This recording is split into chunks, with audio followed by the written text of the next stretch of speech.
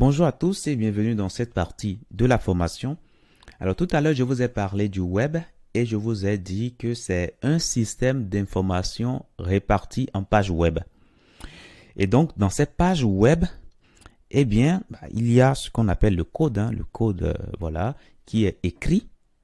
Et ce code-là est écrit dans un langage donné, un langage qui est compris par euh, les logiciels du web qui seront amenés à les interpréter. Donc, je vais vous parler rapidement des langages du web, des langages de base du web que nous allons étudier dans cette première partie de la formation. Alors, au nombre de ces langages, nous avons le langage HTML5.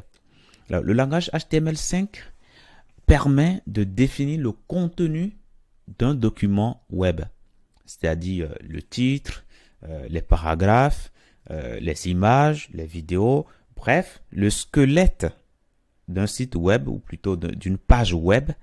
Eh bien, c'est ça que le langage HTML nous permet de faire. Ça nous permet simplement de mettre en place le contenu et rien que le contenu. Alors, ça permet également d'aller au-delà de cela, mais son rôle principal, c'est de concevoir, d'aider à concevoir le squelette d'une page web ou bien d'un site web. Alors, quelle est la nuance entre un site web et une page web? Alors, une page web, c'est une page simple, mais un site web, c'est un ensemble de pages web. Vous voyez un peu, voilà la nuance. Parfois, je vais vous parler de site web ou bien de page web par abus de langage. Ce qui est important de noter, c'est que un page web ou un site web, c'est un ou plusieurs pages ou documents web.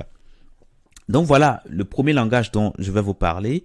Et puis un deuxième langage s'appelle le langage CSS.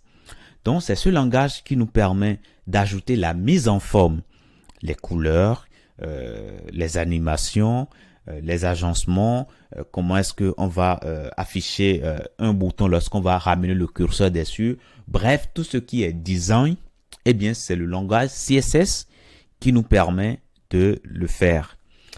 Et nous avons le langage que nous appelons le JavaScript qui nous permet de créer de l'interactivité au sein d'une page web. Donc voilà les langages de base qu'il faut connaître forcément si vous démarrez dans la technologie du web. Après, nous allons voir d'autres langages également. Mais si vous avez ces trois langages-là, eh bien, vous avez tout ce qu'il faut pour amorcer les notions beaucoup plus avancées.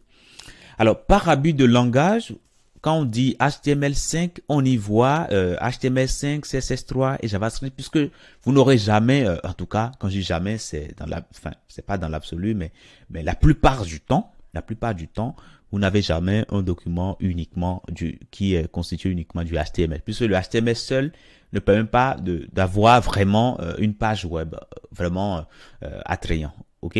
Donc, c'est l'ensemble des trois qui permet d'avoir quelque chose de consistant. Et souvent, par abus de langage, en parlant de HTML5, on inclut ces trois langages-là. Bien qu'il faut faire la distinction entre chaque élément et nous aurons l'occasion, en chaque langage, nous aurons l'occasion de voir chacun de ces langages et puis avancer sereinement.